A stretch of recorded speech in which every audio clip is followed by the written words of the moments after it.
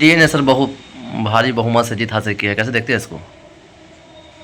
सबसे पहले तो हम आपके चैनल सीमांचल एक्सप्रेस को धन्यवाद देना चाहते हैं, जो कि आपने मेरे लिए प्रश्न किया कि एनडीए के द्वारा जो भारी बहुमत प्राप्त हुआ इसके पीछे कारण यह रहा कि अगेंस्ट जो विपक्ष था कमज़ोर था, और विपक्ष का जो चेहरा था सभी लोगों को भा नहीं रहा था।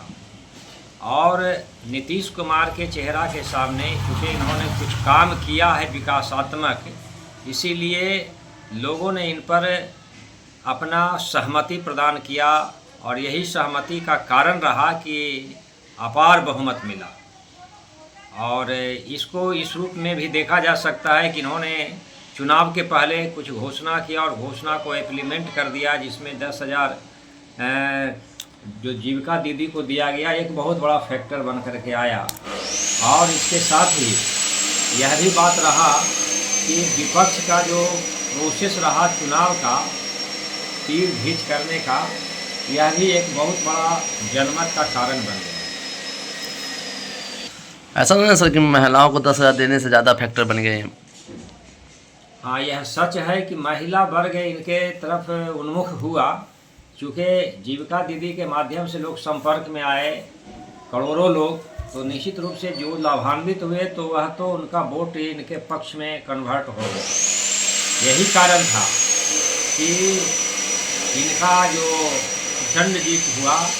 और दूसरा कारण यह भी रहा कि जो दिवाली और छठ में बाहरी जो रहते हैं लोग, वो भी आए हुए थे, उन लोगों ने भी रुक करके अपना बहुमूल्य मतदान किया।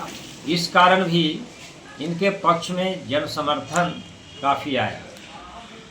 मुख्यमंत्री 10वीं बार शपथ लिए हैं, क्या लगता है कि मतलब और विकास की गति स्पीड होगी? हाँ, यह तो अद्वितीय बात है कि हमारे मुख्यमंत्री नीतीश कुमार जी 10वीं बार कल स्थानीय गांधी मैदान में मुख्यमंत्री पद का शपथ लिए, जिसमें गवाह बने हमारे भारत के प्रधानमंत्री। और निश्चित रूप से विकास का रूप तो अब तक जो उन्होंने किया है और जो अधूरा है तो उसको पूरा करने का हर संभव कोशिश करेंगे। यही कारण है कि प्राइम मिनिस्टर के द्वारा जो प्रोत्साहन दिया गया और संयुक्त सरकार बनाया गया है, जिसके द्वारा यह लोगों के बीच में बात है कि अगर इनका दोबारा सत्ता में आते हैं तो फिर से विकास जो पटरी पर था वो आगे बढ़ते रहेगा। और यह भी एक कारण बना कि इन्होंने जो कुछ घोषणा किया, अगर ये मुख्यमंत्री नहीं होते या नहीं होंगे तो ये इम्प्लीमेंट नहीं हो पाएगा। इसीलिए इनकी तरफ आशा भरे नज़रों से देखते हुए लोगों ने इनके पक्ष में मतदान किया। सर, पलायन सबसे बड़ी समस्या, क्या लगता है पलायन से दूर हो पाएगी? जो वर्तमान परिप्रेक्ष्य में देखा गया है कि बिहार में बेरोजगार होकर के पलायन करते, तो ये पलायन कभी नहीं रुक रहा है, क्योंकि जो पढ़ने वाले विद्यार्थी हैं पढ़ लिख करके अगर यहाँ नौकरी नहीं मिलता तो निश्चित रूप से दूसरे स्टेट में चले जाते हैं, दूसरे देश में चले जाते हैं। तो यह तो अभी रुकने वाला नहीं है, क्योंकि बेरोजगारी जितना जल्दी हमारे बिहार से समाप्त नहीं होगा, चाहे मुख्यमंत्री कौनों काम कर दे। ऐसा नहीं है कि जादू की छड़ी है कि हमारे मुख्यमंत्री चाहेंगे या तुरंत सबको रोजगार मिल जाएगा, ये संभव नहीं है। उसके लिए उद्योग लगाना होगा, लोगों को हर संभव विकास का रास्ता बताना होगा, दिखाना होगा, उसके लिए उद्योग लगवाना होगा, तथा सरकारी क्षेत्र में जो खाली पद पड़े हुए हैं उसको नियमबद्ध तौर तरीका से समयबद्ध जो परीक्षा का डेट दिया जाए, परीक्षा के बाद रिजल्ट दिया जाए और लोगों को नियुक्ति किया जाए, तभी संभव है। क्योंकि बिहार में तो ऐसा स्थिति होता है कि विज्ञापन निकाल दिया जाता है, छात्रगण है उसमें इम्प्लीमेंट करते हैं, भरते हैं, परीक्षा 3 साल 4 साल तक नहीं होता है, 4 साल तक मामला कोर्ट में चलता है, उसके बाद परीक्षा होता है, फिर उस पर कोर्ट हो जाता है। तो इस प्रकार से वह पद रिक्त के रिक्त ही रह जाता है। इस पर अमली जामा पहनाने के लिए समयबद्ध तौर तरीका अपनाना होगा, तभी हमारे बिहार के युवा वर्ग जो रोजगार के लिए इधर से उधर भटक रहे हैं या जो शिक्षित हैं रोजगार के लिए दूसरे जगह जा रहे हैं उन लोगों के लिए लाभ की बात होगा। जो पद खाली हैं उस पर वो जाएंगे और आत्म संतोष का विषय जो परिवार में है वो संतोष में बदल सकता है। क्या निजीकरण हटेगी सर इसके? निजीकरण के संदर्भ में मेरा यह मानना है कि आज के तारीख में बहुत सारे उद्योग लगे हुए हैं जो निजीकरण का ही रूप है। बहुत सारे विद्यालय चल रहे हैं, बहुत सारे हॉस्पिटल हैं जो या तो निबंधित हैं या नहीं निबंधित हैं। सब जितने भी हैं एकीकरण का ही उदाहरण है, निजीकरण का ही उदाहरण है। एक डॉक्टर 5-5 गो नर्सिंग होम चला रहे हैं तो उनका निजी बात है, जहाँ पर लूट खसोट चलते रहता है। ना जाने कितना आय व्यय उनका होता है, हिसाब किताब ही नहीं। और उसी रूप में जो अपर वर्ग के लोग हैं, एक एक आदमी 5-5 गो डिग्री कॉलेज, एक एक आदमी 5-5 गो आपका CBSE बोर्ड का विद्यालय महाविद्यालय चला रहे हैं। तो यह तो उनका निजीकरण ही है। और ये पूंजी निश्चित रूप से मध्यम और गरीब तबके के लोग का ही पैसा वहाँ तक जाता है, जिससे वो अपना विकास में लगाते हैं, अपना विकास कर रहे हैं। विकास तो 10% लोग के पास ही सीमित रह गया है, 90% तो यूं ही रह गए। 90% लोग तो केवल अपना खर्च जुटाने में ही अपना जीवन समाप्त कर दे रहे हैं।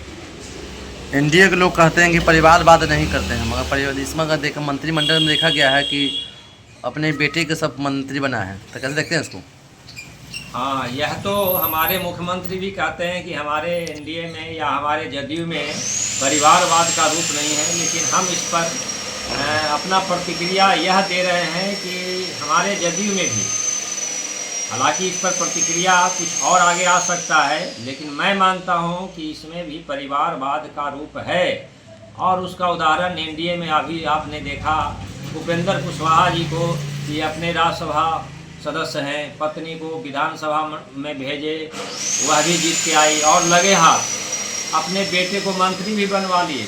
न वो विधायक है और न विधान पार्षद है, लेकिन फिर भी मंत्री बनवा करके अब विधान पार्षद बनवा लेंगे। तो यह परिवारवाद का ही रूप है।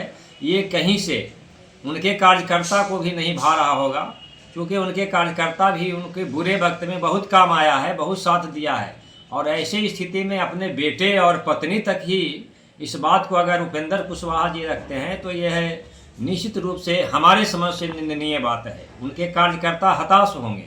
और रही बात जदयू में, तो जदयू में भी बहुत सारे ऐसे क्षेत्र हैं जहां पर परिवारवाद का ही रूप देखा जाता है।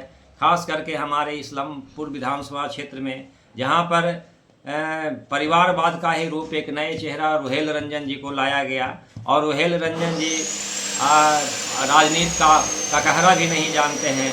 कितने पुराने जो कार्यकर्ता हैं बूढ़े हो चले, मरणासन्न स्थिति में हैं, लेकिन उन्हें अवसर नहीं दिया गया।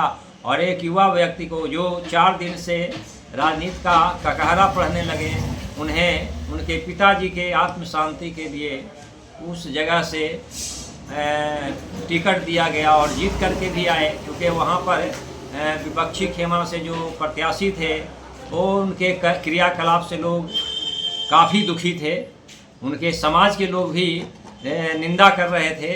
तो निश्चित रूप से इस वक्त उनको अवसर मिल गया, लेकिन यह अवसर बहुत दिनों तक रहेगा यह तो हम नहीं मानते हैं। इसीलिए कि वो सीट ऐसा है कि 1 साल के एक टर्म के बाद दूसरे टर्म में क्या होगा कहना मुश्किल है, जो अभी हमने देखा और समझा जाना।